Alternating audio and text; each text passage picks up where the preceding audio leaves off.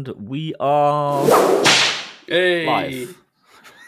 I love that sound effect. I do. I think you did a great job of finding that. I went through so many whip sound effects till I found the right one. There was loads of them to go through. You don't realise how Did we say not so notable, didn't we? Not so notable. Not so notable trainers. Yeah. Not the whipped trainers. How many whipped sound effect packs did you have to download? I used to be whipped. I'm not anymore. I used to be a not so notable whipped content creator. You know, I'd give anything to be whipped again, though.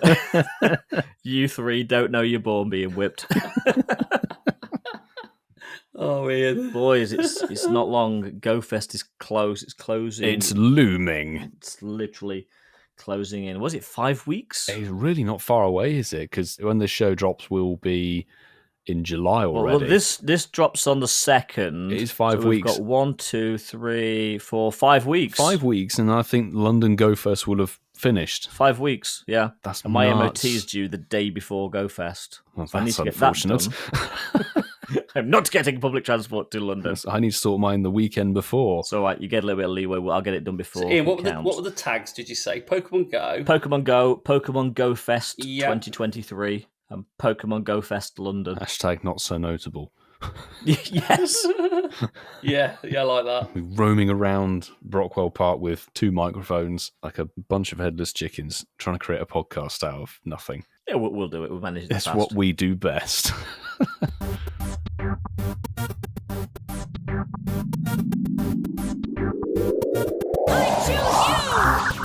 On today's show, who's notable and who's not? We learn about getting our rocks off, well, meteors, and a change nobody asked for that benefits everybody has been U-turned. Welcome back to the Incensed podcast. We are on episode 125. I'm Ian Waterfall, and with me this week we have Barrow and Whitfield. Boys, how's it going? Isn't here. Absent. Absentee. No, we're good, mate. I just want to double check that the U-turn was a legal one. It wasn't. Oh. But we'll get into that later, I'm sure. Oh, goodness me. Weird to be back as a trio show, having only just done 2 weeks as a quad. We got used to it. To be You're honest. getting used to this, though, aren't you? I'm strangely getting used to us being a quad. It was almost like the old days, wasn't it, when we couldn't leave the house because of lockdown. But now we've been let free again, trios all round. A trio every single week from now on. Well, I think after tonight, I think we've definitely got 2 weeks of quad shows.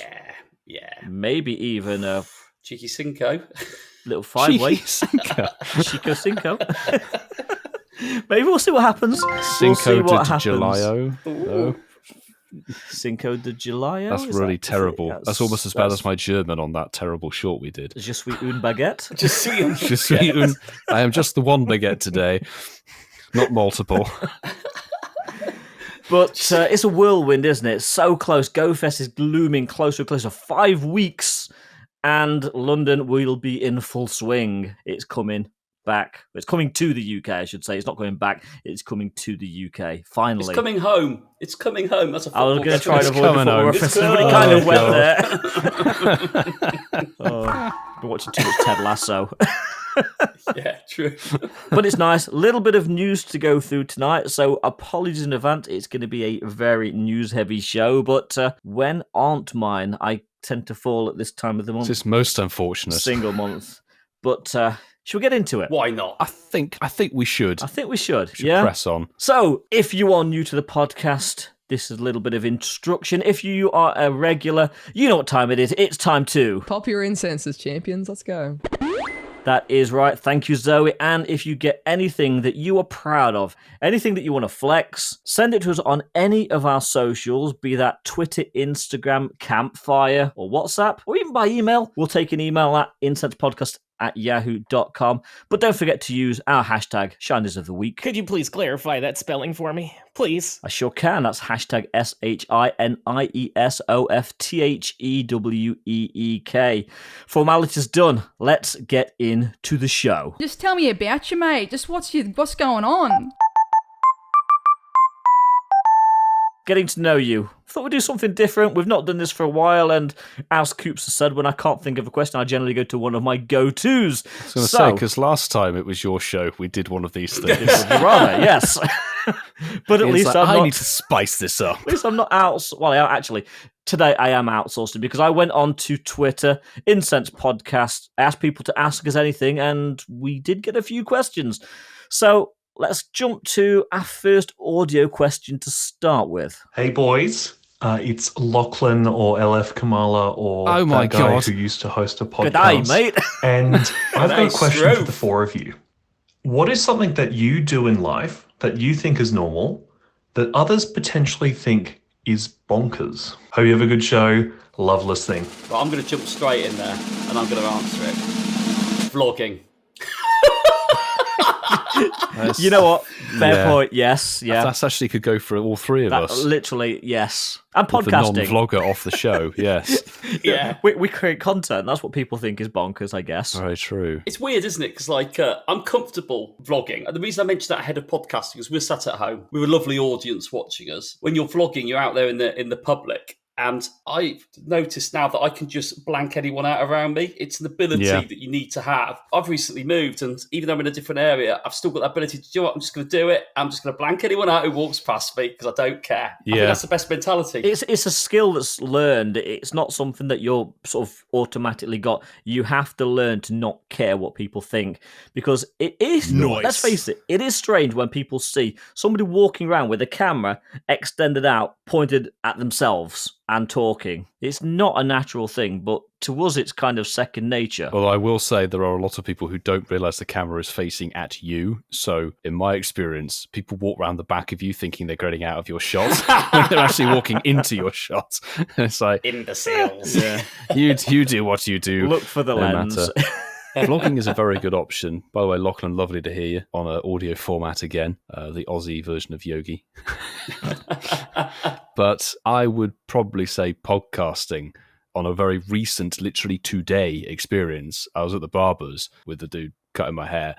So what do you do? So I'm a YouTuber and podcaster. And the look of confusion with what podcasting was quite profound. It's sort of trying to explain what actual podcasting is and what goes around doing it. There may be a lot of people who listen to our shows, but there are a lot of people who have no idea what being a podcaster actually means.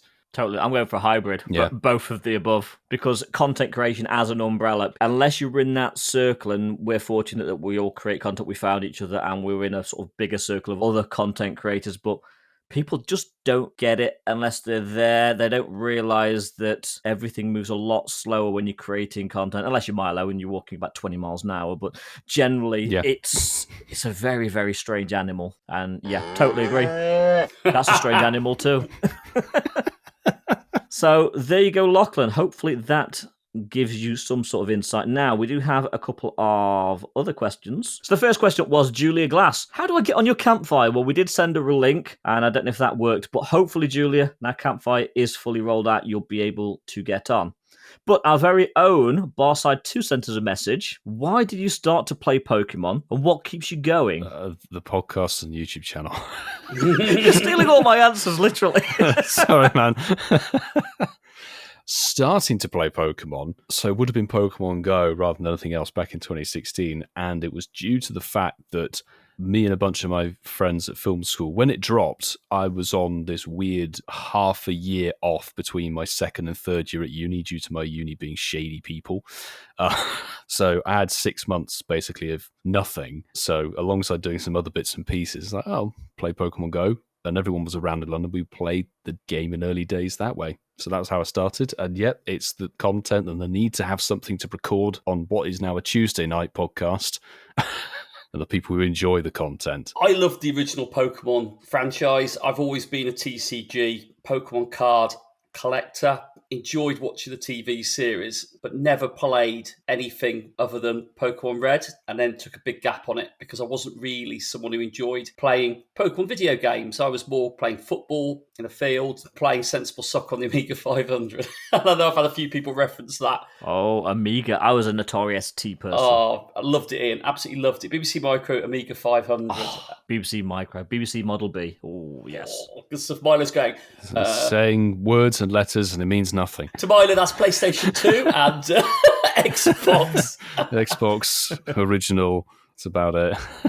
So when Pokemon Go came out, it would get me out and about playing a game that would allow me to socialise and be me, whilst getting back into love with a game that I very briefly played at Pokemon Red, and I knew all the Pokemon from that. Pokemon Go really did get me into it because I haven't got the patience for video games. We've said this before, and I've certainly shared this with the guys. I do not have time to sit down and play a game, as in a console format. I just haven't got the time.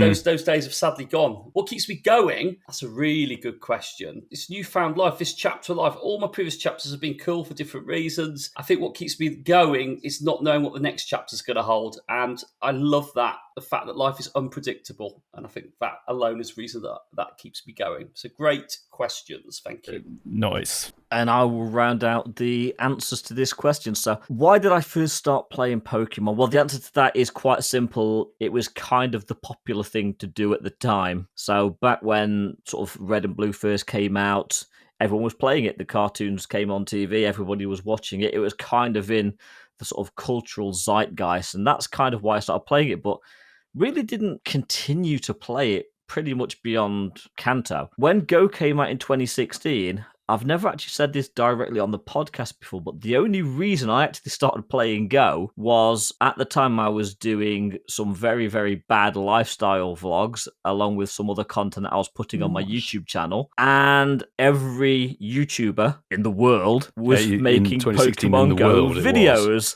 So I downloaded it at the first opportunity and made a few Pokemon Go videos. And that's why I started playing it. Why do I continue playing it? Well, there's two parts to that answer. The answer that I will tell people, and then there's the truth. So I keep playing it because of the content, because I like making the content, I like making the vlogs, I like making the podcast. But the actual real truth is I keep playing it because I'm addicted. I'm not going to lie. I think we all are if we admit it. We're all addicted to the game. But it does allow me to keep making content, and I do love making videos, and I love making this podcast. Hence why I've been sat here for 125 weeks in a row. Consecutively, without a fault. So consecutive waterfall. That's me. Next question. Okay. ML Folk 2022, again, another gold tier patron. What's the weirdest food combination that you enjoy? That's a very good question, because I don't really think I have any weird food combinations, to be honest. Not like fish fingers and custard? No, because I'd die. I thought you were aware of this. Oh yeah, fish. Yes, yeah, fish. Might be slightly fatal. That was a Doctor Who reference, by the way, Milo. I know, I got it, Matt Smith, yeah. I genuinely don't think I have any weird combinations of food. I've never had anybody who's like close to me or friends saying, what on earth are you putting those two ingredients together for? I kind of have a slightly weird one, but I don't think it's that weird. Say what it is. I like eating cheese while I have a beer. I don't think that's that strange. Ooh.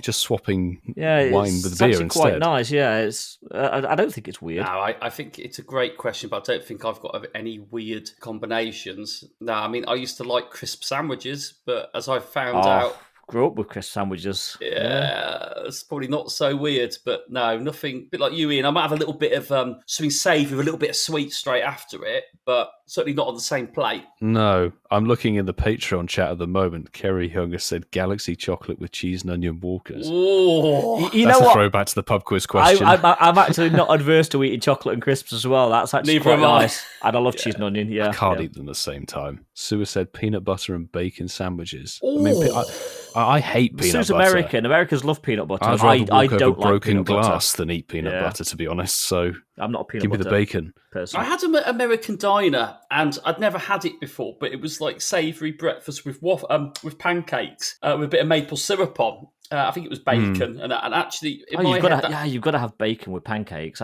Was that at the Milo Lounge in Liverpool Safari Zone? Yeah, Milo Lounge. Yeah, Jesus. Oh yeah, Milo it was Lounge. in October in 2019, wasn't it?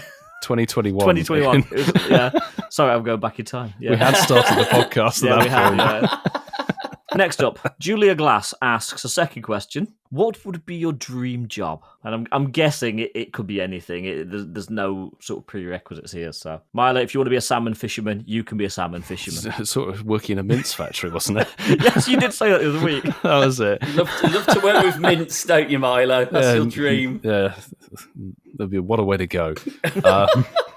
If I wasn't doing what I'm sort of doing, my dream job was always to be what would have been Top Gear now on the Grand Tour, doing that sort of thing, doing like road trips, car journalism and motoring journalism, that sort of thing. Genuinely would have been amazing. But if Coops was here, he'd have said to be Jeremy Clarkson, but a bit less fat. He would have done as well, wouldn't he? Yeah. Oh, bless him. I do truly believe that when you do have like a routine job, what I mean by routine is you're governed by loads of people around you, and actually you haven't got full control over what you do. You've got a lot you're subject to other things. And when and exactly that, you do have people that sort of manage you, even though you manage as well. And I think anything that's an escape from that is always a positive. It'd be easy for me to go, I'd love to create content full time, because actually I'd probably hate it. But that's probably only because I work in a controlling environment like that. So actually the thought of doing that alongside that, of course, it feels like it's tiring. But if I could take that away, I love gardening, I love landscaping, and it's something I've done. And actually, some of the project work we're doing at the moment is getting me my passion back again. To work on ground force.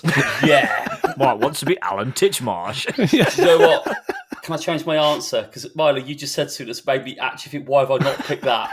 Right. Time Team, Tony Robinson. That is my dream job.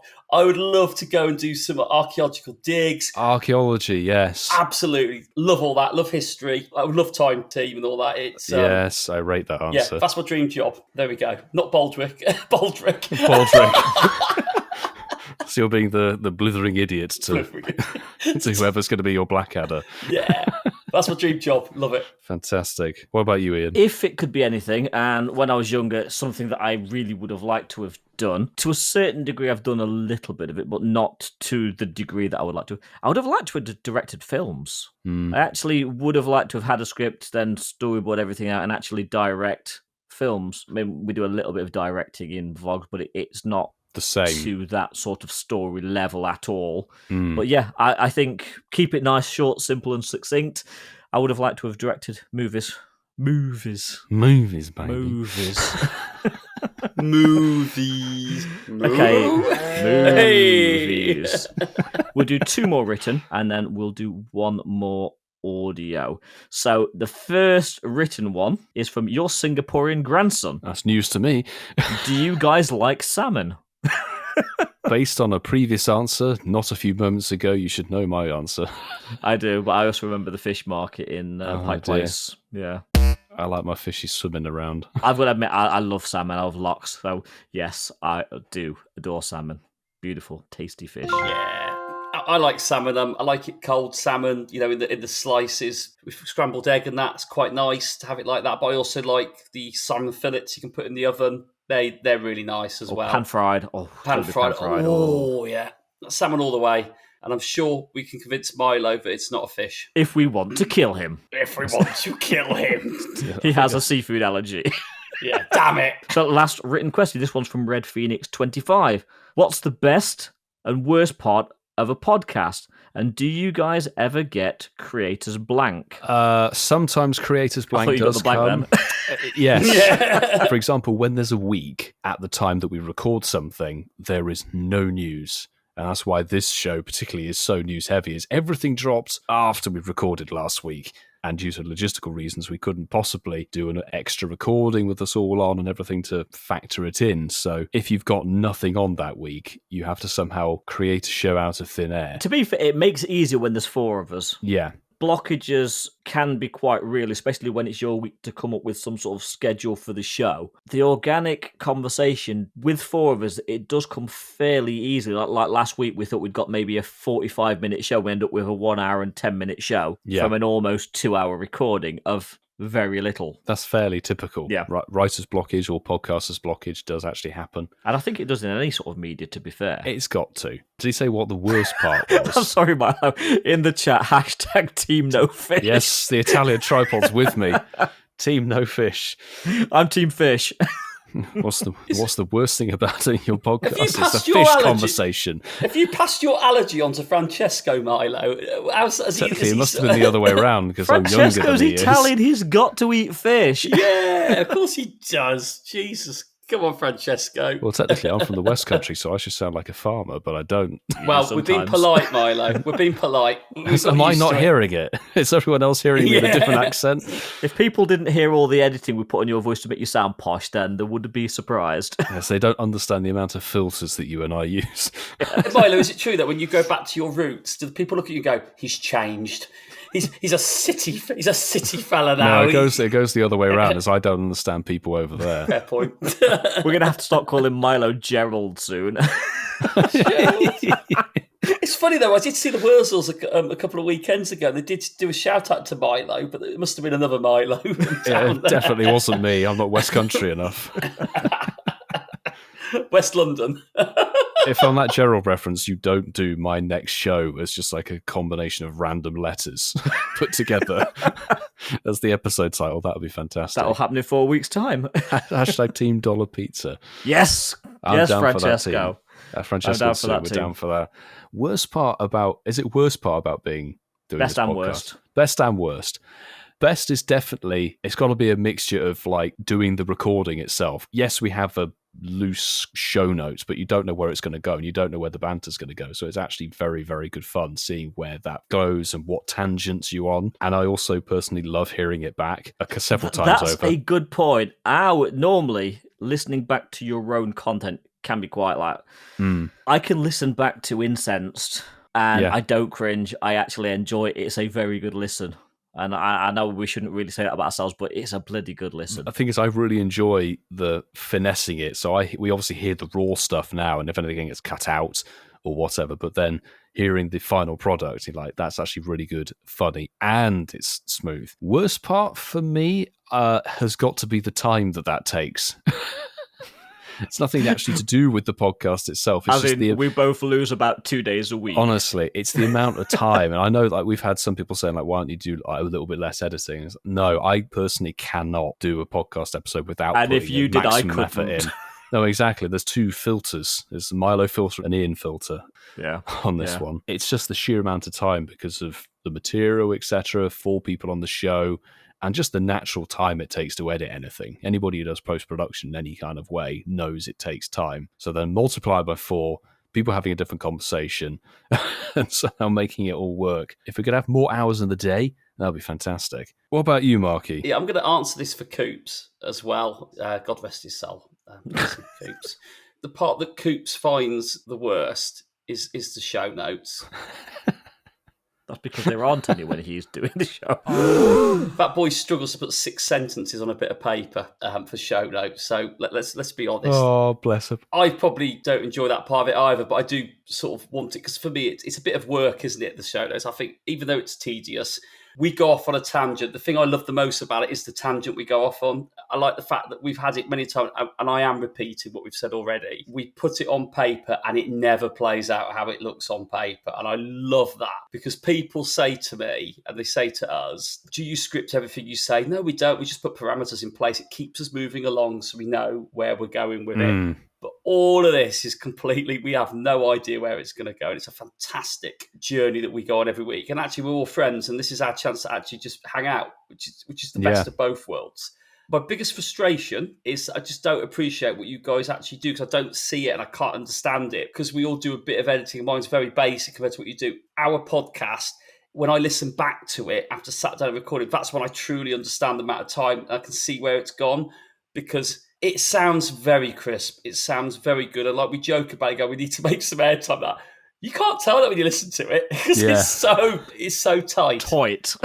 Why have we not clicked that? I tried to get that. Nobody actually went with a tight. No. Nice. You've got it now, Ian. Yeah, and just to tie this one off, totally agree with what you boys have said.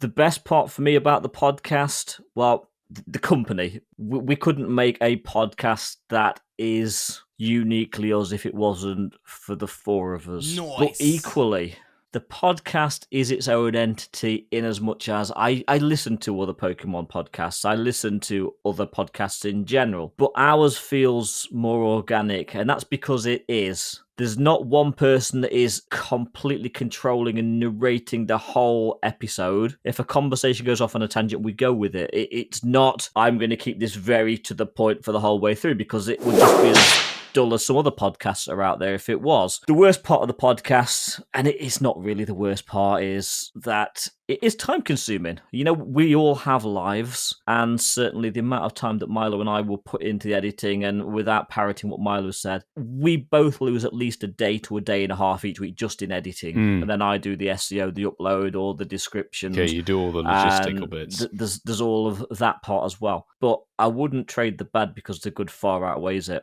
I love this 100%. podcast. Yeah. The good that comes out of the slight badness, as it were, is And it's not even a bad thing, is it? It's just a tedious It's sort of... something that happens because it has to. But the edit, it actually is very enjoyable in a very sort of strange way, in quite a perverse way.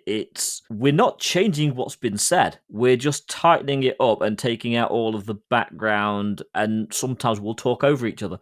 It's quite simple what we do, but it's very time consuming. But I wouldn't change that at all. And as of late, the cold opens as well. Yeah. Now, they're new, but I like those. They're fun pulling those out from nowhere. I thought you were going to say, Ian, you know, the sad part of it, or the bad bit is when we finish recording and we say goodnight to each other at the end. Well, that's normally about 1 a.m. and then I get 4 hours sleep. Oh, yeah. But I think we have one more message, which I purposely saved to last, from our very own admin, Hermes Ninja. Well, hello there, Incensed Podcast. Hermes Ninja here. Ask you anything, hey? Alrighty, how about this? If you could have anyone on the podcast as your guest, who would it be? But here are the rules. It can't be anyone you've already had on the podcast, and it can't be anyone you've ever discussed on the podcast. Completely clean slate. Let's hear who it is. Thanks so much. No, Jeremy Clarkson. Oh. No! Damn. Just go for James May, you've never discussed him. Oh, we have, though. Have we? James May's head. Hey, Smooch him. Hamster then. I'm sure we've mentioned Richard Hammond at some point. Even Gerald's been on the podcast in some way. Caleb, that's Clarkson's Farm, and Grand Tour out of the window. Paddy McGuinness. No like it. No lie. God. No like it, no like it. Stick to take me out, get off Top Gear. Oh my God. That is a fantastic That's a good question. That is a good question. Because it kind of takes anybody out of the Pokemon Go space, which we've covered like all of the main content creators in some way, haven't we, before? I'm surprised you haven't gone to Andrew Willman. Oh yeah, Andy Woolman, that'd be quite interesting. Actually, executive producer of the Grand Tour. And formerly Top Gear. Yes. Why are you thinking boss? I just said, well, that's John Hankey ruled out then. Yeah. Very much so. Remember our first Christmas show when he was on the Christmas tree? He was the angel on top of the Christmas tree. He was the Christmas tree fairy. Okay, I've got one. It relates to Top Gear, but more so it relates to a little sitcom from about 20 years ago called Friends. Matt LeBlanc. Oh, Matt LeBlanc. Yeah. Yes. He would be good. that's He's a into his call. cars. He's funny. He's been in some great sitcoms. He's been in some not so good sitcoms, like Joey. Yeah. But yeah, Matt LeBlanc, definitely. And he doesn't like Chris Evans, so winner in my book. He's already onto a good platform there. It's a TV show I've recently watched and completed, and I love his character, and I love the fact he's a sibling of a very famous individual who starred in some great films going back to the 80s and 90s. But his character is brilliant. He plays a fantastic character, Roman Roy, and I love Succession. I've still not seen it. TV show.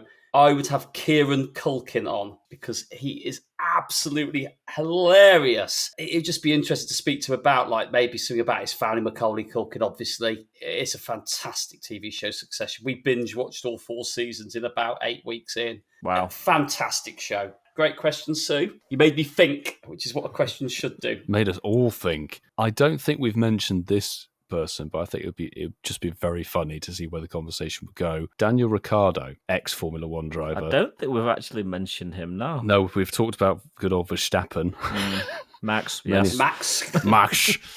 Many a times. Reversal's best friend, apparently. Yes. I'm surprised they haven't done a collab in some way. But Daniel Ricciardo, Australian comedy banter vibes. I think he's very much on our wavelength. That would be very good fun, I think, and completely random. I think so. But speaking about something quite random, Mark is going to talk to us now about an event that hasn't started yet, but will have finished by the time this episode goes out. It's most unfortunate. Yes, over to you, Mark. Brand new event coming to Pokemon Go. It is the new Dark Flames event. Dark Flames event will be running from Thursday, June the 29th, 10 a.m. local time, and it'll be running through to Sunday at 8 p.m. So as you listen to this podcast, you might have a few hours of it left. But yeah, it is going to be quite tight, Nice, moist, and moist. Moist. But there's going to be a Pokemon debut. I had to reread this because I had Terminator in my head. The Turtinator. Turtinator. The Judgment. Blast. Oh, man. The Turtinator, the Blast Turtle Pokemon, will be making its Pokemon Go debut in raids. And if you're lucky, you might encounter a shiny one. So yes, we're going to have a shiny debut. I like this. You're going to have 4 days to go for it. Let's hope they don't pull a Drudigon. Yeah, what are we thinking, boys? Is it a 3-star one? Do we know that? I think Does it's it say? 3-star raid, yeah. 3-star raid boss. I think you can get it in. Oh, it says there. It says on the quests. infographic it's a 3-star raid, yeah. It's in yeah. field Ooh. research, or was in field research, depending on when and where you listen to this podcast. Sorry, APAC. Oh dear. Mega Sableye is going to be debuting, and if you're lucky, you may encounter a shiny one. It is a sick Mega. I'm going to just throw it out there. It's probably my favourite one out of It's all a of them. great design. Isn't It it? is with the big gem like a shield almost. It's a great. Cleaver was right up there, but I think any Pokemon that has an accessory bigger than itself, it's respect, isn't it? We've got wild encounters during this event. So we have got Vulpix, Houndour, Poochyena, Galarian Zigzagoon, Carvana. Nummel, Litwick, that can all be shiny, and Some trainers might encounter the following two, which can also be shiny: Houndoom. and Sableye. if you're very unlucky, you might get Stunky or Littum in the wild that can't very be unlucky. shiny. That's very exceptionally unlucky. I think it'd be remiss of me not to do the 1-star raids. I do love a 1-star raid. Looking at this mixture here, don't spend your coins on it, please, everyone. But Sneasel, Darumaka, Dino, that can all be shiny, and Scraggy, that still can't be. Yeah, the 3-star raids are looking a little better. Flareon and Umbreon are 2 evolutions. They can't be shiny through these raids. Alolan Marowak, okay, I think a lot of people already have that. But Turtinator is available in the 3-star raids. Turtinator. And you know what? 6 shiny. I quite like the shiny on that one. That's probably the one I would do if I was doing any of them. As Marky Boy said, Mega Raids have obviously got Mega Sableye in for the first time. Can be shiny. But the thing I'm personally most excited for is Heatran. Usually we go, really? But it's coming back with a brand new move in Magma Storm, which in gyms and raids is 75 power, trainer battles is 65 power. It's the first time it's a new move into the game, and apparently from initial reports, this makes it a top tier fire type attacker behind Shadows. So just don't raid it. And wow. just, That's the problem. I need XLs. Well, with an event, we get event bonuses. So for this new event, we're going to have an additional 25% XP for completing raids. You're going to get 3 additional candy for completing raids. Trainers a level 31 and above will receive 1 additional candy XL for completing raids. And Team Go Rocket Grunts using Fire type and Dark type Pokemon will appear more frequently at Pokestops and in balloons. We've got a timed research choice. There is a branched timed research, which basically means you will have to pick a path. That path will be either fire or dark. Complete the research task, which will then earn you a premium battle pass. So yes, you're going to get 1 free green raid pass. Oh, so generous. 15,000 XP and encounters with event-themed Pokemon, which will be either fire or dark, depending on the path that you pick. But that's not all. Pity Coops isn't here. There's a collection challenge. Nice. He might get to 51 if he actually does this one. Something tells me he won't. Have I completed the collection challenge, or if you did complete the collection challenge, I should say, because you'll have played the event by now, you'll be able to earn 5k XP and 100 Houndoom Mega Energy. And a new event brings field research task encounters. So the following Pokemon will be available to encounter when you complete certain field research tasks. They are Alolan Meowth, Alolan Grimer, Alolan Marowak, Alolan Magmar, Sneasel, Litwick, and the Turtinator. You need to do the accent. You need to do the accent. Turtinator. The Turtinator. Turtinator. Sorry, Austrians. Yeah. Sorry, I hope Arnold. we have got a good following in Austria. I hope we still have after this one. So there we go. A new event, guys. And we will be following in soon and going on Leak Duck to see which one is easier, the fire type or the dark type. It's the way to Who go. knows? Why make life more difficult for yourself than you need to? Story time. But I actually think this looks like a pretty good event. It's a short event, new Pokemon, new shiny Mega. You know what? It's quite hype. It's actually a nice little event. I'm quite looking forward to partaking in this over the next few days. I'm sure it would have been really good. Yes, when it I think dropped. it was good. Yes. Was really good. As of now, the fact that we haven't got the event going, spawns seem okay. They're all mostly shiny potential, apart from Stunky and Litten, of course. New shiny 3-star Ray boss, solid. We know that will probably linger around in the 3-star Rays for a while afterwards, so don't feel too much pressure in going for it straight No, away. if you get with Turtinator, Turtinator. that I did with Drudigon, and it takes a year, don't worry, it's going to come back plenty. Free passes for the win. And Heatran. Heatran's in there for a week, basically. A week of Heatran. It will get a raid hour. Good luck getting a good one. Get your Sableye Mega Energy. 1 or 2 raids and you'll be two good. raids, yeah. The bonuses are good, though. Like a bit of boost of XL candy and candy from completing raids and XP. Pretty decent. I think it's an all right thing to round out the month of June. We've sort of said, it just seems to be just cranking it up. Potentially 3 events now in a row, which seem pretty decent. Yeah, they're on a good streak. They've got a longer streak than the 4 of us being together on a podcast recording. I think we're equal. I think so. Yeah. But that was lovely little chat about talking in the future tense about something that's already just happened. But now we're going to talk in the future tense about something that's going to be happening in the future. In this week's It's the news. big news, and probably the biggest news that we could have hoped for from GoFest 2023, other than the fact that we're not notable. Mega Rayquaza is going to be in Mega Raids as part Woohoo! of GoFest 2023, boys. Oh, yes. Massive. This is something that we predicted, but it's not happening in quite the way that we might have expected. Yes, it's the new Mega, but it's not just going to be a straightforward Mega evolution. Mega Rayquaza will be released firstly for Osaka and London Go Fests. If you are taking part in Mega Rayquaza raids through invite, you will not get any Mega Energy for it unless you are ticket holder for said event. The same with the New York. Same with how it was for Hoenn Tour. Same with the primals for Hoenn Tour. Yes. Niantic have been quite blunt in saying that if you are invited, you will not get the Mega Energy. You will at GoFest Global if you have a ticket for that one. But again, you can't just evolve Mega Rayquaza using Mega Energy. You are going to need a new item. You're going to need Meteors. I'm not overly worried about this. People saying, oh, it's making it complicated. Why would they making new evolution items? But in the main series games, there were loads of evolution items. You kind of get used to them, but not only Meteors. To evolve your Mega Rayquaza, you're going to have to teach it the Attack Dragon Ascent, which I believe is a flying type move, if not mistaken. Think it is. Which people think it's a dragon because it's called Dragon Ascent, but I'm pretty sure it's a flying type move. And Meteorites, combined them together, you'll be able to evolve your Mega Rayquaza. It sounds complicated. In practice, doing it, it's going to be In practice, fairly it's not seamless. really. You need to teach your Rayquaza Dragon Ascend and have a Meteor or Which makes Meteors. sense, because isn't Dragon Ascent Rayquaza's signature exclusive move. Yeah. Yes, it's the same way that Primal Groudon and Kyogre got Precipice Blade and Origin Pulse. This gets Dragon Ascent. You need the move, and that's quite a common thing actually in the main series games, I believe, is that Pokemon has to have a specific move in order to Mega Evolve or evolve in some way, so it's not that bad. It sounds more complicated than it actually is, doesn't it? But you're right. In practice, it won't be, will it? It won't be. No, they haven't been lazy.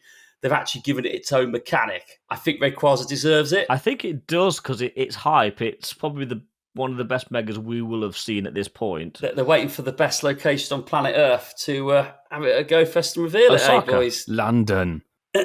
Yeah, London, Milo. Did you say so? London. Osaka. It comes out in Osaka before London, unfortunately, because of time zones. Shush in. Damn. It is worth saying you can collect meteorites by completing certain field research tasks during GoFest 2023, so they're going to be in research rewards. That other game would be for ticket holders. Ticket holders, Yeah. That's why the Mega Evolution, for now at least, is locked behind the GoFest tickets, as it were. Mega Rayquaza, much like the Primal Groudon and Kyogre, are actually going to deal a boost to multiple typings. Pokemon's attacks will do even more damage if the attack is Flying, Psychic, or Dragon, because it's part of the Weather Trio. It makes sense. So Windy boosted Pokemon will get a boost if Mega Rayquaza is featured. When Mega Rayquaza is Mega Evolved, catching Pokemon with Flying, Psychic, or Dragon type will grant you additional XP, additional candy, and increased chance of XL candy as well. And like other Mega Evolved Pokemon, Mega Rayquaza's level will increase the more times it's Mega Evolved, improving these stats. So it is basically a standard Mega. It's just got one tiny little addition to make it Mega Evolve, really. And it does, like Mark said, it does deserve its sort of special mechanic. So we talked about the in-person events. Well, basically, Mega Rayquaza will be spawning throughout each of the host cities. So it'll be that London, Osaka, and New York during the GoFest weekend. Anyone will be able to raid it, as we've said, but only ticket-holding peeps will be able to get the Mega Energy. And I also believe the meteorites. As we all know, my birthday is Pokemon Go Fest Global. It was that last year, it is this year. And if they're going to keep picking the last bank holiday weekend in August every single time, it will always be my birthday for Go Fest Global, which is nice. Thank you very much. Nice, back-to-back years. But yeah, August 26th and August 27th is GoFest Global. The featured highlights for it is that Mega Rayquaza will be making its global Pokemon Go debut in raids. Everybody who's got the ticket for the global event will be able to find meteorites via the special research. And then everybody has free access to the GoFest Global on the Sunday. It's going to be great, isn't it, boys? Let's be honest. Mega Ray trains. Mega Ray. Oh, Mega Ray. Be brilliant. But that's not all. In terms of GoFest news, Pokemon Go have launched the full array of Pokemon we can expect at these events. So we'll top line what spawns you can expect. So let's rattle through these. Pokemon that you can expect in the Dark Jungle in London and Osaka are Zubat, Tangler, Heracross, Seviper, Burmy with a plant cloak, Skorupi, Purloin, Venipede, Dino, Pumpkaboo, I think you mean Pumpkabunda, actually. And Dewpider, the new shiny. But then we move to the Fairy Garden, where we can find Bulbasaur, Jigglypuff, Oddish, Hoppip, Seedot, Cacnea, Petilil, Ferroseed, Spritzy. Swirlix. and Dedenne. They can all be shiny. Fair, yeah. Third biome is the Hypnotic Glacier, which will contain the following: Seal, Shelder, Galarian, Mr. Crime, Jinx, Smoochum. Smoochum. Snor- No, Smoochum isn't in there, actually. No, it's not, it's just Jinx. Snorlax, The snowy form of cast form, Galarian Darumaka. LGM, Mark's favourite, Cubchoo, The so far only thing that can't be shiny on the entire list, Amaura. just drop it shiny, Bergmite, which can be shiny again. It may be Could shiny be a surprise shiny. by the end Ooh. of July with It'd be Adventure nice. Week. We don't know. We do not know. But moving into the volcanic island, we do know that Charmander will be shiny. We definitely know that Squirtle will be shiny. The one that caught everybody out is Aerodactyl wearing a satchel, Dratini, Mantine, Surskit. my boy Nosepass, Corfish, This is a beauty, Lucario. nice. Durant, And finally, Inkai. okay. Bye. And then we go to all the habitats. So these will be throughout all of those. Pikachu wearing an amethyst crown. Yep, and then the following unknowns will be spawning throughout all habitats. Unknown A, Unknown D. Unknown I. unknown M, Unknown N. Unknown O. and unknown exclamation mark. And finally, Sigalith. Good job. Coops can get it again. Yeah, There absolutely. you go. For that's the full spawn collection for London and Osaka. You know what? Actually, now I've seen all the spawns, I'm kind of a bit more excited. There's some good ones there. There's definitely something in every biome that I need to chase. Yeah, For definitely. sure, so I'm very ready for it. It's exciting, isn't it? Everything is potentially shiny. And there's so many. Except Amora. Except Yeah, Amora except Amaura. and Sigalith. We might find a few more when we move to New York. Yes. So, moving into New York, the spawns were kind of a little bit not as good as Osaka and Yeah, I'd say London upon initial launch, but these are the full spawn pool. So, starting with the prehistoric volcano, Kangaskhan, Surprise, surprise, Aerodactyl wearing a satchel. Dratini. Slugma, Cranidos, Shieldon. Darumaka, Archon, Axew. your boy, My boy. Heatmore. and the other one that can't be shiny, You got both of them. but might be by the time that it rolls around is Tyrant. We can hope. We can We hope. can hope. So we go into the poison swamp, and I'll kick things off with Zubat. The one that I still need after all these years, Venonat. The one that no one needs, Tentacool. One that Coops ran away from. Yeah. The one I definitely need, Surskit. The one I went on the special research for at the Hoenn tour and still don't have the family. Oh dear. Gulpin. We've also got Seviper. We've got Skorupi. We've got Venipede, another shiny I need. We've got Pawniard in the wild for the first time ever. Oh, that's beautiful. And another 12-kilometre egg one in the wild. Squelp, new shiny as well. Yeah, and the one that I'm pretty sure that the majority of people don't need, and that's Noibat. Noise. Noise. Bat. Noise bat. Nice bat. I like that. Nice bat. Noise bat. Moving into Ian's favourite biome, the Cursed Treasures. We've got one hell of a kick-off here in Ghastly. We've got one that has never been perma-boosted. This is a tricky one for people to get. It's going to be Pinsir. We've got Eevee. We also have Snorlax with no hat. Wasserfall's boy, nose pass. He Yeah. loves a nose pass. Sableye will be there. That's Pokédex's boy. We also got Chimecho. Which is a boosted Dustmon. Yeah, I was just waiting for it to say that. Good for the Stardust. So, yes, moving on. Sorry, Milo. We've got Yamask. A one that I so badly want. Oh my god. Clink will be there as well, which I still need the shiny of. The after so pre-evolution of Clang. Clink clank. The other new one for New York is Golett. And Durant. Kevin. If you can get into the athletic field, all these Pokemon will be there for your pleasure. Voltorb, Their blue ball. Hitmonlee. Hitmonchan. Hitmontop. Shroomish. Everyone's favourite, Makahita. Again, another one that probably nobody needs. Spoink. Zangoose. Baltoy. Lucario's back in this area. And Throw. I really do need that shiny, so I may even pay. Did I tell you that to go for Scorpius, it was my first check? I was present. You was about I 6 was feet away from actually me. there. Yes. Yes, I still need that damn thing, so I will pay the athletic field at least one visit. And of course, in all habitats, it is identical to Osaka and London. It's not even worth it. It's the same. It's copy-paste of Pikachu and Unknown, so let's go to Global, shall we, boys? So on the Global Go Fest on Saturday, we have got the Quartz Terrarium. It's a funky Terrarium. word. Yeah. Terrarium. We get Pikachu wearing a quartz crown. Clefairy. Lick your tongue. Heracross. Miltank. The Blue City Cow. Wurmple without a party hat. Whismer. Skitay. Skitty. They got the best thing ever in Love Disc. Milo loves a fish, don't you? I do. Yeah, they're Love not deadly fish. whatsoever.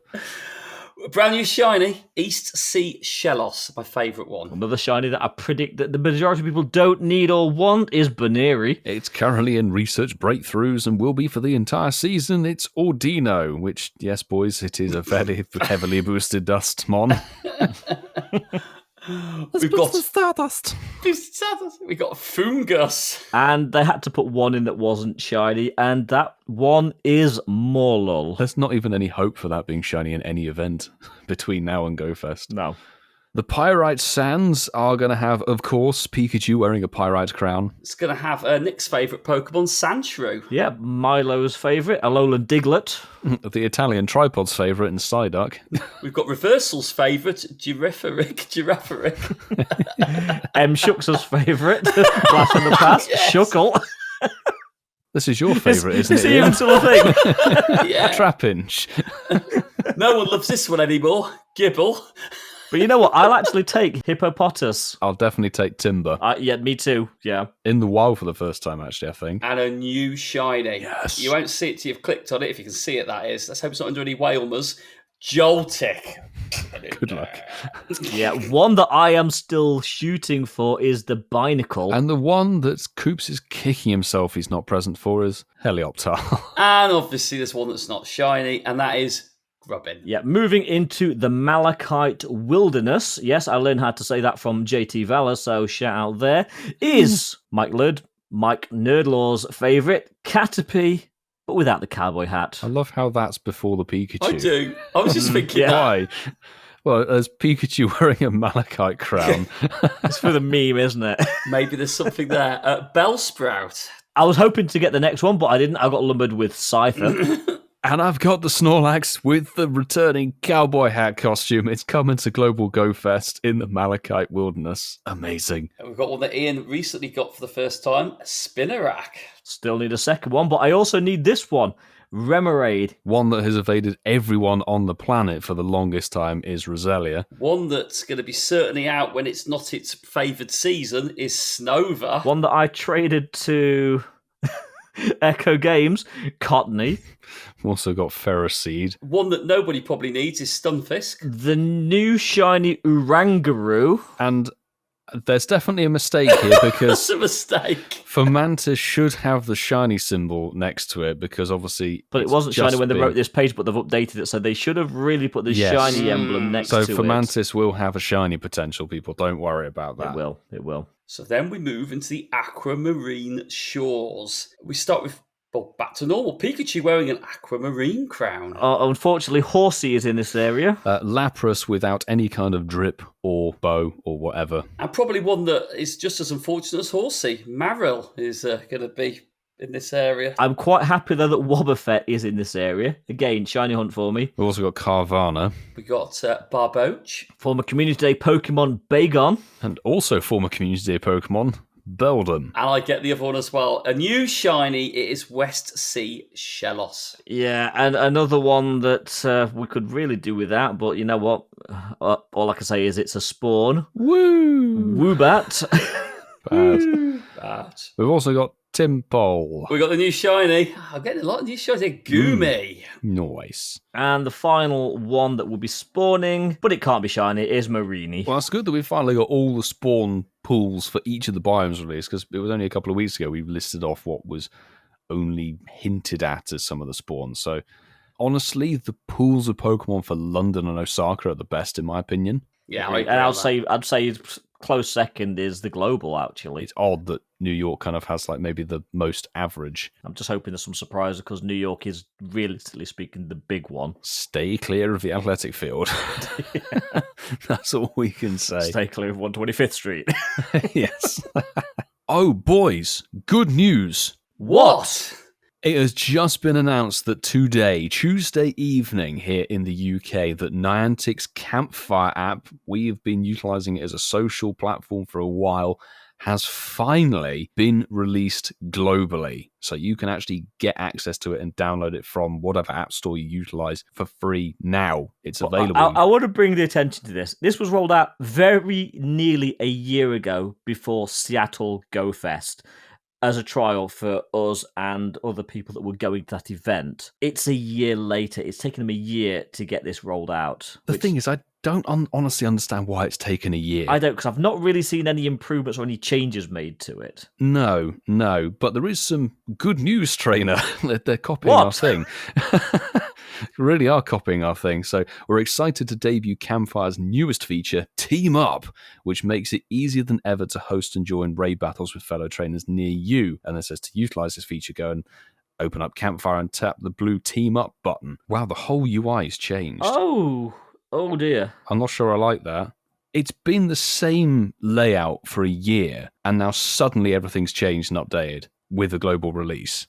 So I'm not sure that's the smartest play, but there is a blue Team Up button. It's showing me there are 79 people, apparently, I think, online. You can change what actual game of theirs you are utilizing, so you could switch it to NBA All-World, Ingress, Peridot, or, obviously, Pokemon Go. It shows you happening soon events, so I can see there's a Golden Lure party, apparently, in Regent's Park on August the 5th from 7pm to 8:30pm. Apparently that's happening, nearby posts and all that kind of stuff. But it's now rolled out to you, which means you can join our Incensed community easier than ever. We're down as a worldwide community, so you should be able to find us. The link is in the description of the episodes, isn't it, Ian? Yep, it is. But talking of notable updates, Mark, is there something else that's not so notable or notable? Pokemon Go, probably nearly a week ago now, agreed for some notable trainers to appear at GoFest in London and New York City. Is that right? Is it only those two they've mentioned at the moment, London and New York City? Yeah, because the majority of the big creators are going to be at Japan. Wow, the majority of the big notable trainers will be, but yes. the majority of the big not notable trainers, the best trainers would be in the United Kingdom and New York. It's a little bit misleading though on the announcement, but hey, when has an announcement never been clear? Clarity. Because we read this when it came out and went, no, you got this wrong, Sunshines. This is not right. But yeah, trainers attending the GoFest events in London and New York will be able to meet notable trainers from the community. Yeah, initially people going, they're not coming to London, are they? But no, we've got Zoe 2 Dots, Trainer Tips, the Trainer Club, Couple of Gaming, and the Ludia included as the headliners that are going to be attending and heading these notable trainers. The majority of those have been on our podcast, and maybe some surprises in the future for you all. But there will be meets and greets in London and New York City. They have announced a little bit more detail behind the GoFest in London, but morning park experience between 10 and 12. You're going to see a couple of gaming cast ladies, Sabrina Spyalt, Sebetus. I'm not reading all these, and that's no disrespect. The morning park experience, the people that you'll recognise, a couple of gaming and Cricket 23, and Lando Ralpha. Really nice lad. Looking forward to meeting him for the first time. And then the afternoon experience between 4 and 6. We've got Billy there, and that's about it. So, real good selection of notable trainers. Well, there is Kebron and Cushy, who we've met before in Severe. Yeah, Severe and the Ultra Beasts thing in London. Yeah, I'm being a little bit harsh there. And then we've got the New York details. Morning experience 10 till 12, couple of gaming. We've got JT Gilly, we've got the Trainer Club, we've got Zoe 2 Dots, and we've got another podcast turning up there. So that's nice to see. Only joking, Ken. Learned at podcast. Only shout him out. You know he's not going to. Be Go happy on, Ken and Adam. Can't wait. You're going to have a blast. And the afternoon park experience between 4 and 6. We've got awesome Adam, Trainer Tips, Jessie Rachel, Cricket 23. We've got Lando Ralpha and True Inferno making up the afternoon park experience. But that's not what everyone listening to the podcast is interested in, because we can announce, and there'll be more details coming close to time, but at the not so notable trainer stand, just next door, your boys from the Incensed podcast are going to be there with bells on. We're going to be repping, and we're going to be there for all 3 days of the GoFest experience. And the time's in, have we said, is it 12 till 2? Have we said, are we going to finalise that? What did we say? Was it 11:30 to 2:30, wasn't it? I think it was 11:30 to 2:30, something like that. 11:30 to 2:30, 3 hour window. Yeah. We'll confirm it all, but that is where it's going to be. We're going to be there, and we cannot wait. Absolutely. But on the note of GoFest, boys, more good news. More? What? What? Absolutely. We can announce that following London's merch drop for the London GoFest last week, we are dropping in tandem with this episode the line of Osaka GoFest merch from the Incensed podcast, and even more awesome, we now have a US/Oceania, that's right, APAC Australia store is open for you guys. So there's no more crazy, stupid shipping prices, which is fantastic. So this will now be available for you to get. The Osaka line is as good as the London. It looks fantastic. And you know what? If you go into Osaka, we won't be there. But if you're repping at one of our Incensed podcast t-shirts out in Osaka, Tag us. get a snapshot and tag us. Please. Tag us on socials, because that would be fan-freaking-tastic. Yes, it will. But Milo, last week you may recall, I dubbed you Sir Game. I remember the ceremony. What sort of person would I be if I didn't allow you to bring us back an old favourite? Play your dicks right. Thank you very much, Ian, for handing the baton over of Sir Game to me this week, shall we say. Play Your Dex Right is one that we haven't done for a fair while. And I guess, thankfully, since it's quite a news-heavy show, this could very well be one of the shortest games that we ever do on this show. So it's a head-to-head, Master 27 versus Ian Waterfall. We'll do best of 3 or just First first of, first to 1 point, depending on how badly this goes. Let's go with the man who was previously Sir Game last week, Ian. Joltik, new shiny for Global Go Fest. Thank you. Is Ferroseed higher or lower than Joltik? Pharisees lower.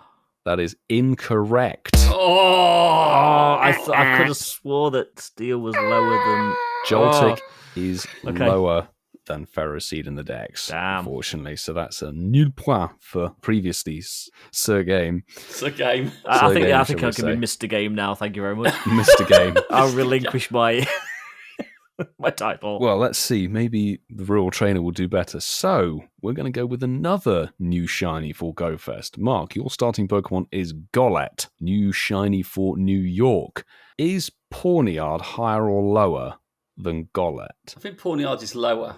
That is incorrect. I'm back in play. Sir Game has rearisen.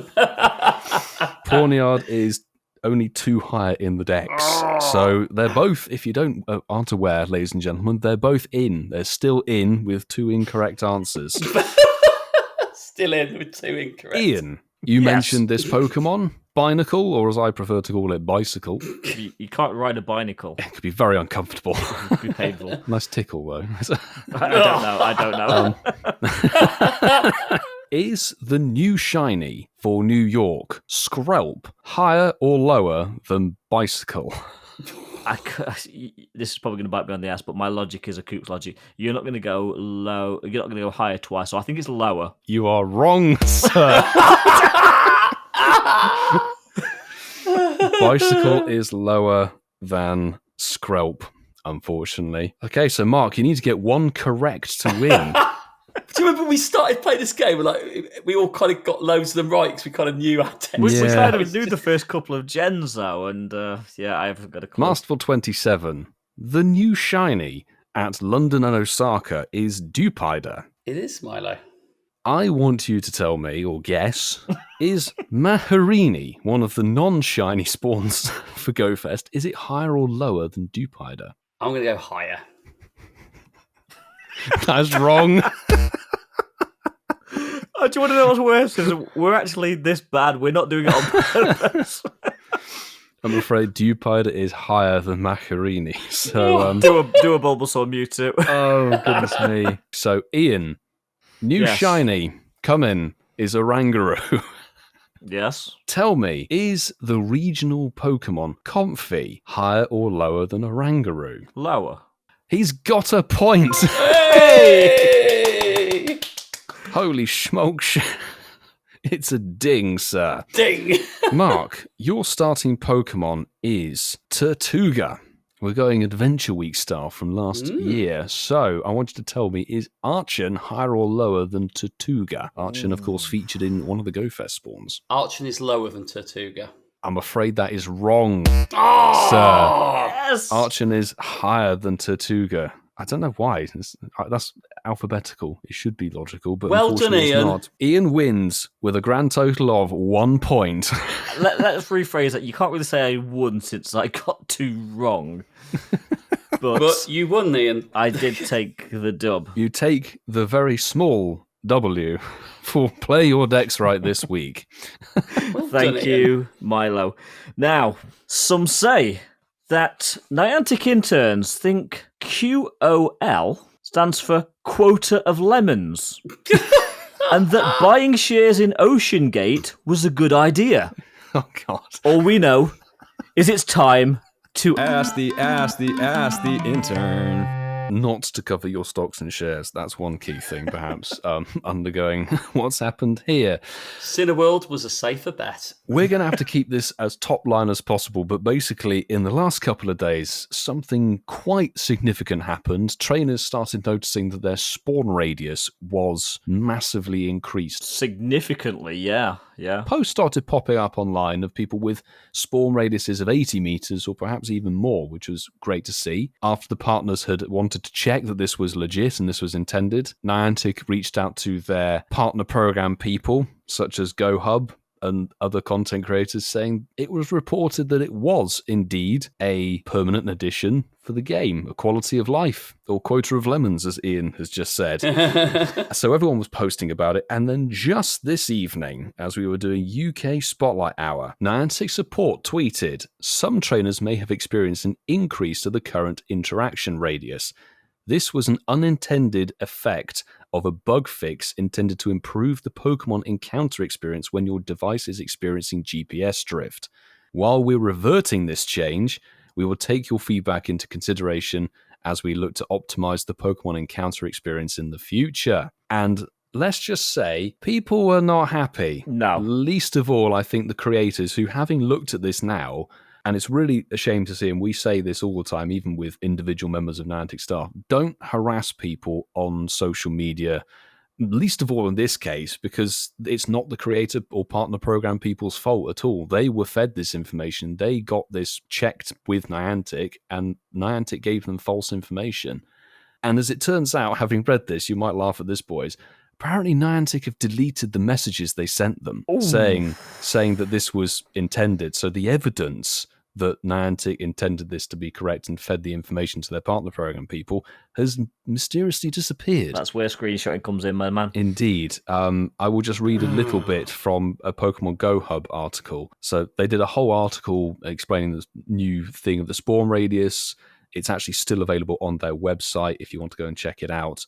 But the backlash over this whole situation has got so bad, they've had to put out social media posts saying, we're publishing a note about the double spawn radius issue. We want to emphasize that harassing GoHub writers for the coverage of Niantic's action is not acceptable. We are not Niantic, we are Pokemon fans. There's no need to harass people. No. At all. Even this, if they're doing it in good faith, based on information that they've been given. Give people a break, they're reporting the news based on what would have been a really legit source, the company that makes the game itself. And the thing is, there was so much speculation around this, whether it was a glitch, a bug, or whatever. Well, we all thought it was a bug, didn't we, when it started rolling out in the APK on Android a few days ago, and it literally hit iOS last night. I never had this glitch. So did you guys have it? I did. I downloaded the update this morning, and I've had one day of this extended range, and at home, it barely makes any difference because I have a few spawn points around me. But during Spotlight Hour at work and as I got home for the last few minutes, I could pretty much catch anything from the top of my street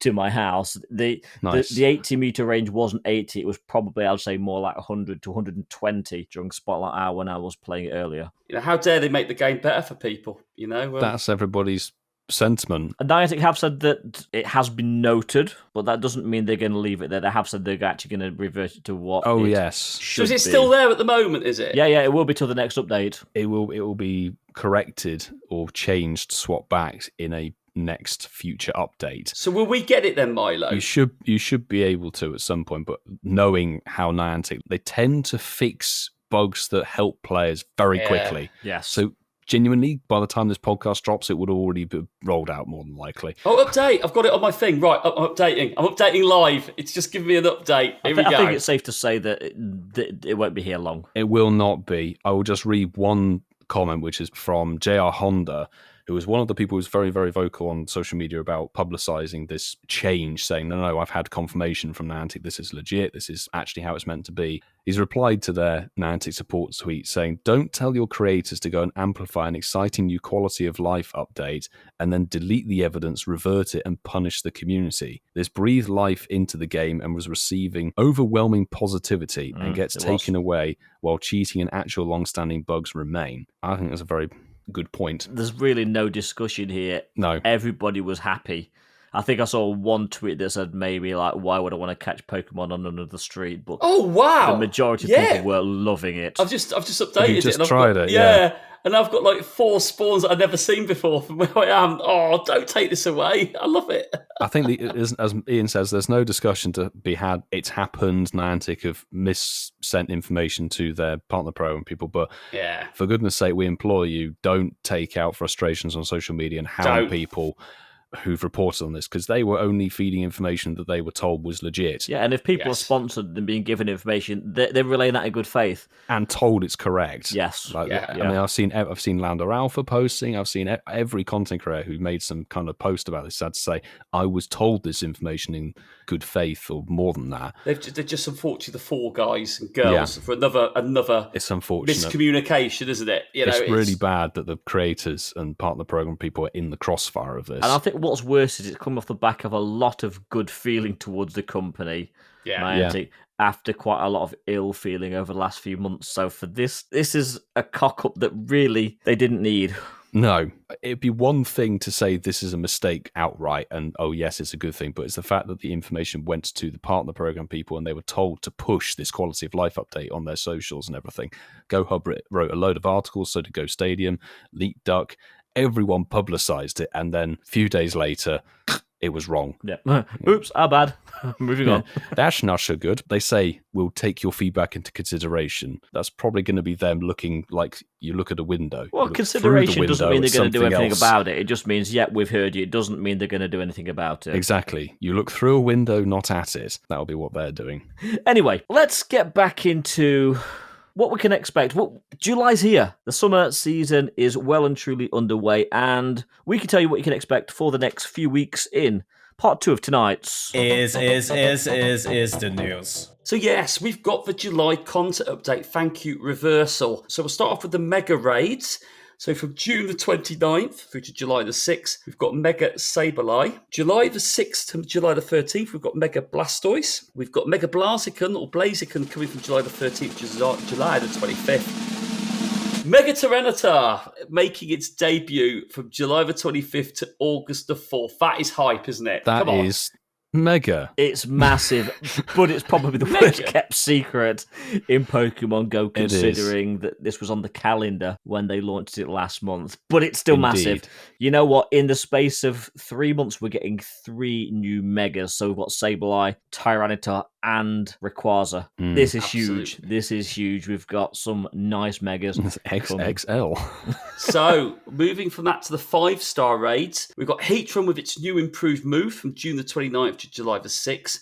Then we've got the return of the Kanto birds. All 3 of them will be appearing in raids from July the 6th to July the 13th. All of them could be shiny like Heatran. However, if ever there was proof that things do come around to those who are either patient or who can't do it in the way they were originally intended. We said this. Yep. We have got from July the 13th to July the 25th, Regieleki making its debut to 5-star raids.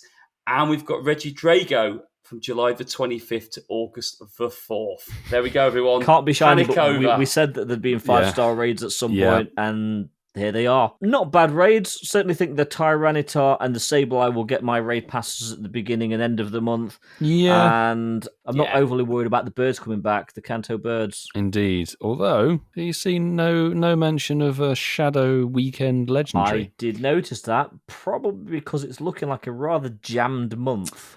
Yes. There will be 4 raid hours for the month of July. So the 5th of July will be good old Heatran with Shiny Potential, of course, and Magma Storm. Then July the 12th will have all 3 of the Kanto birds in it. So that will be a weird mix of Articuno, Zapdos, and Moltres. Good luck. And then July the 19th, Regieleki without a Shiny. Good luck for it if you're chasing XLs. And then finally, Regidrago on July the 26th. Okay, so after the excitement of the race, we move into Spotlight Hours, and there's a couple of good ones and a couple of, there's a couple of Spotlight Hours in there.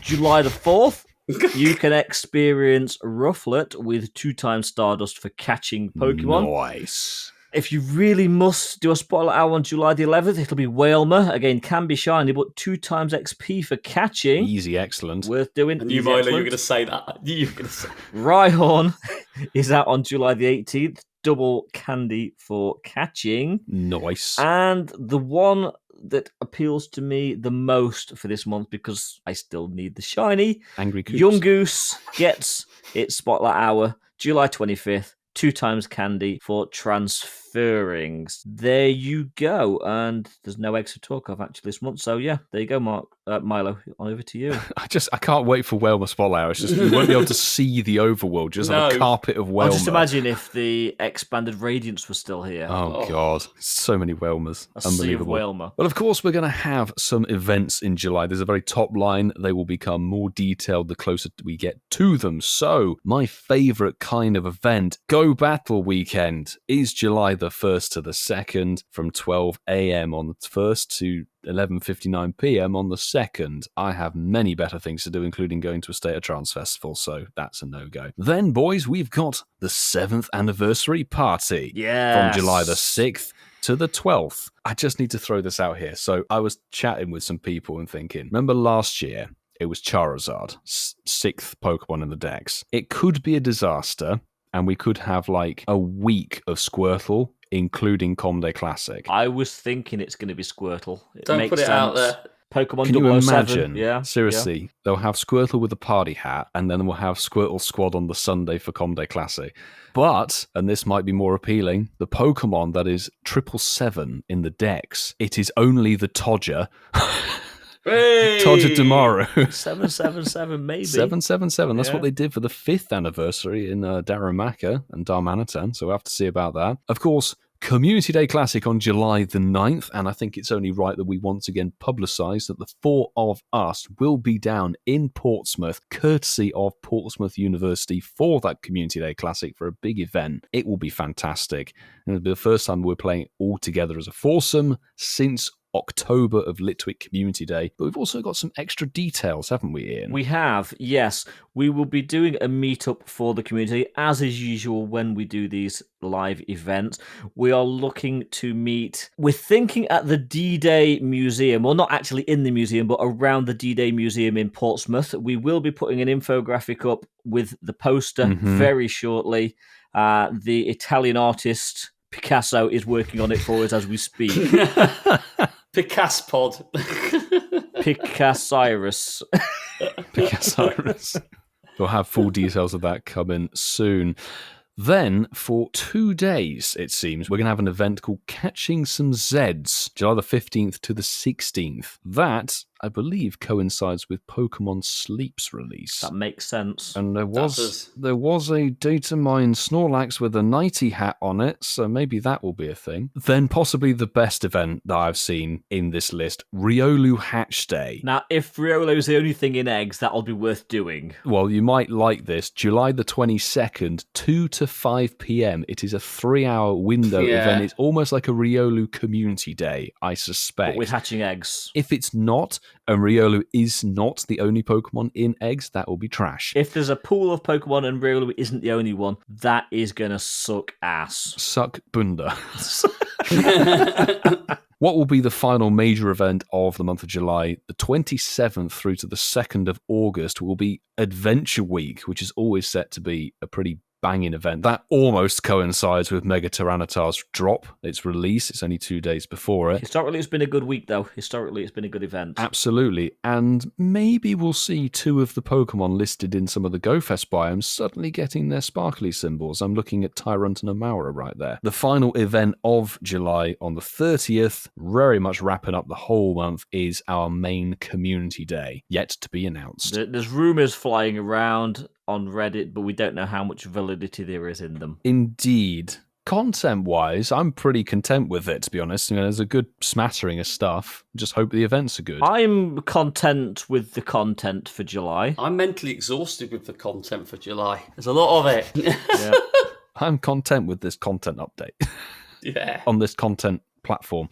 I am too. Well, that's July and it looks pretty good. But let's see whether our audience is content with something that's rising right in front of us. It's time for... Is that Mark's I like that, Milo. Very good. Well, thank you, boys. We thought we'd mention it. So we asked our lovely audience on Twitter. So if you're coming to GoFest 2023 in London, which group are you most excited to be meeting up with? We have the notable trainers with the globe next to it, presenting the world. And you've got the not so notable trainers with the Union Jack next to it. This represents us. Yeah, it was exciting. We had 104 votes. Thank you so very much. That's not bad for 45 minutes, is it? No. It's not bad at all. We had 16 retweets as well. And we had some comments. So let's start with the comments. These are always probably my favourite bit. So Kerry Young has put, our favourite podcast boys, of course. Lucy Davis has said, I'd meet both lots of trainers, but at least I could hang around with you guys. Spindiana has said, I'll come look for you boys to say hi. I don't follow the main creators, but that's not to say I don't respect the work they put in. Nice balanced approach, Spindiana. Very mediated. Mike Lucas has put a little gift saying, why not both? All right, Mike, chill out. Just a question. All right, mate. We didn't put both as an option. We didn't know. Lee Puttock has put, can I admit I only know a few of the notable trainers, but you four can't wait. Love it, love it, love it. Sue Hermiston just put, you lads will always be notable trainers in my book, so it's hard for me to answer calling you not so notable, but I will. Smiley face. Nikki, Dark Angel Ross 118 has said, I can't go, but I'd like to meet you guys. I'm going to read all of these, actually. Tackleman, I'd be happy to meet someone who trades me a shiny sunglass on that Pikachu. All right. He's like, who could give me the trade? I'll meet you if there's demands. Yeah.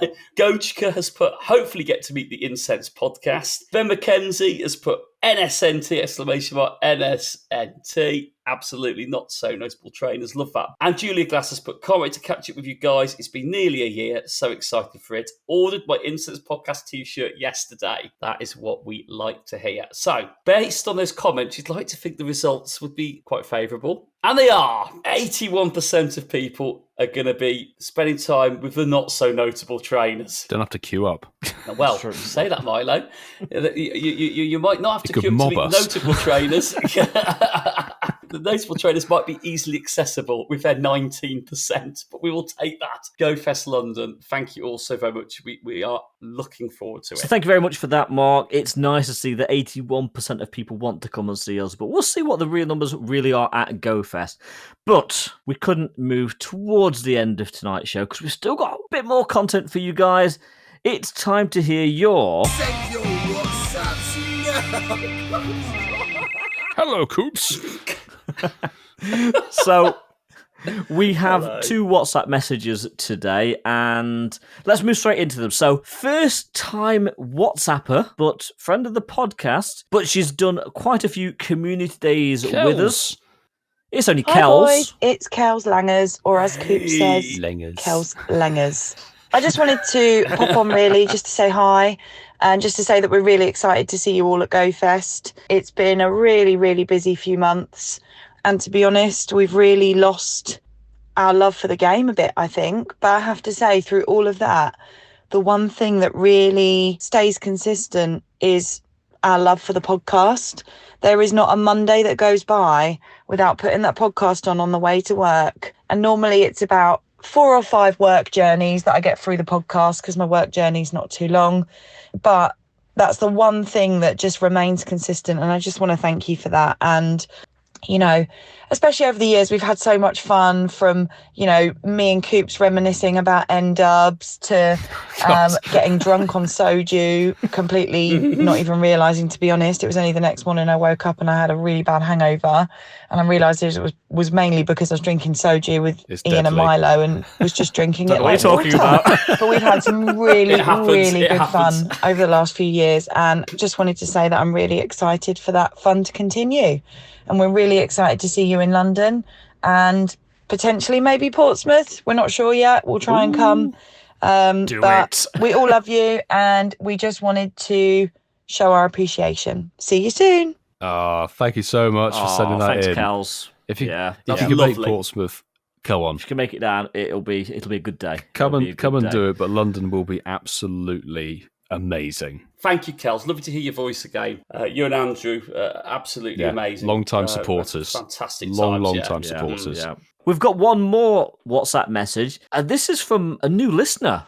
Oh my god, I'm so happy that I'm finally sending in my first ever voice note to my favourite podcasters. Oh my god, the Incensed podcast. Oh my god, hi boys. So my name's Casual Coops, and I'm basically sending my WhatsApp message into you guys to basically say, first of all, how amazing you all are. I literally listen to you guys every week. You're all amazing. Liar. There's a bit of a weird ginger one. I think he's from Croydon. I don't really sort of like him. I'm not really a fan. He's not my favourite. I much prefer the episodes about him.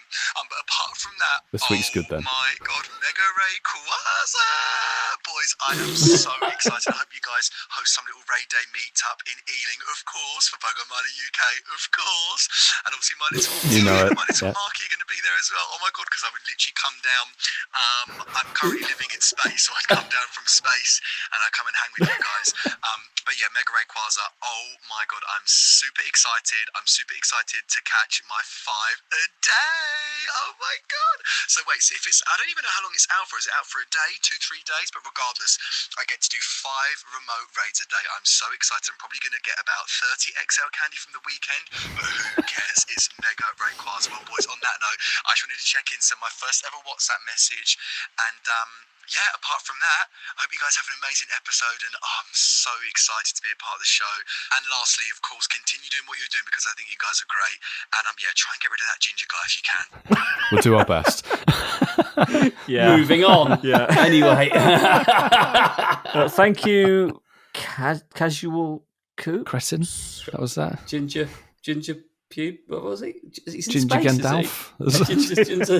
Ginger Wookie? Ginger Wookie. Ginger Neil Armstrong of living in space. Ginger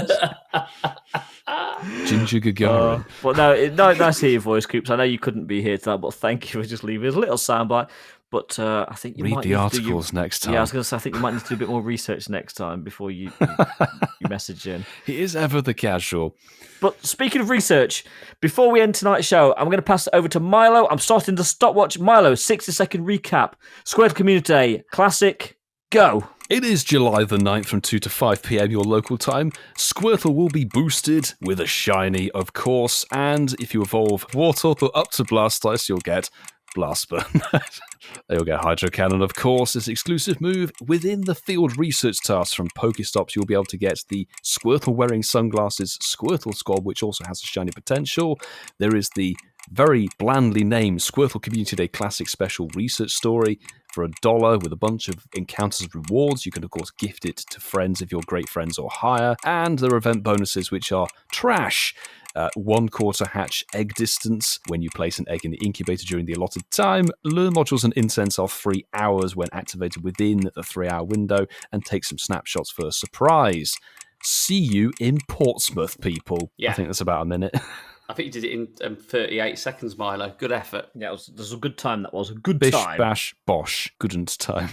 Good time. Anyway, before we upset Germans and Austrians much more, let's move into everyone's favourite section of the show. It's time for... Shinies of the week. She sounds distressed, doesn't she, every time I hear that? It's like... Slight panic. So I'm going to go first. So Milo's bestie, Lachlan's been back on WhatsApp. He's forwarded one from Cow in a Suit.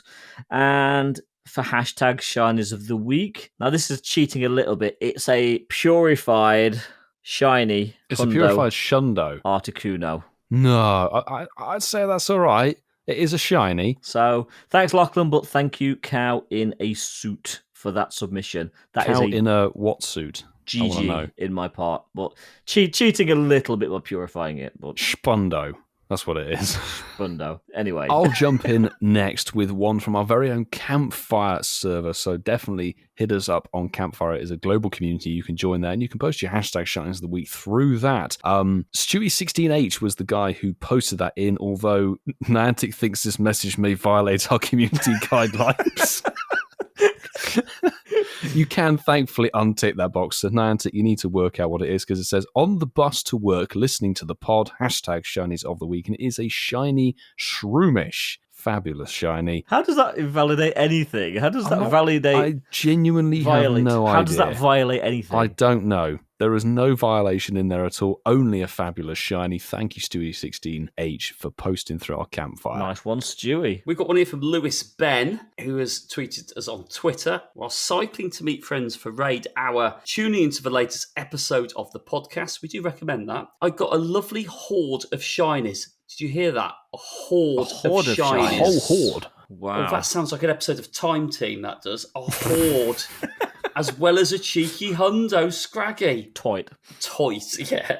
After a recent hundo and shiny drought, this was a lovely surprise. Shiny Nihileo, which I'm still waiting for. It got the hundo scraggy, which he mentioned in the aforementioned text. He's got a shiny Growlithe, nice, lovely, and a shiny Fermantis, which can't be shiny for GoFest anymore. But a shiny Fermantis. That's a pretty good haul. That's nice very one. good. Yeah. Whilst listening to the latest episode of the podcast, we can't help it. It's just the way it is. Guaranteed shiny luck. But that brings us to the end of yet another episode. Thanks for listening to episode 125 of the Incensed podcast.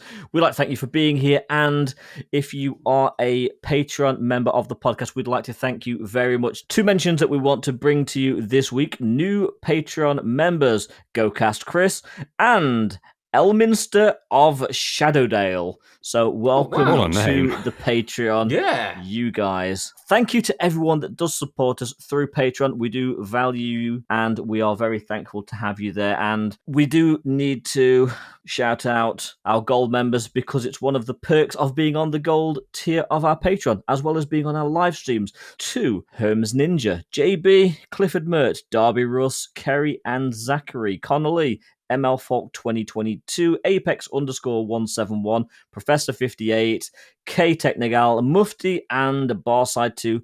Thank you so much for pledging to our top tier. It really does help us. It allows us to polish and produce this podcast to a standard that, you know what, we're all proud with. And before you close your app from listening to us, don't forget to hit that plus button if you don't currently subscribe to us, or the follow. Please ensure you follow us. That way you'll get episodes straight to your inbox. And you know what? When you're doing that, also, if you have the chance to rate us on your podcast platform of choice, please rate us. If you're on Apple, please give us a review, good, bad, or indifferent. And if you're on Spotify, a rating of between 1 and 5 stars always goes down. Well, the higher the spectrum, the happier we get, especially casual coops. But that brings us to the end of another episode. We will catch you next week. Hey boys, good news. What? Tuesday, July the 4th, Rufflet Spotlight Hour. 2 times catch Stardust. Ooh, tight. Tight. And on that chocolate-covered, flappy bombshell.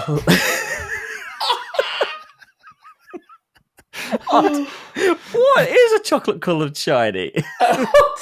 Where you would go with the flappy, It's Ian. bronze. It's brown. It's flappy. It's flappy, but it's a flappy. Trust me. Oh.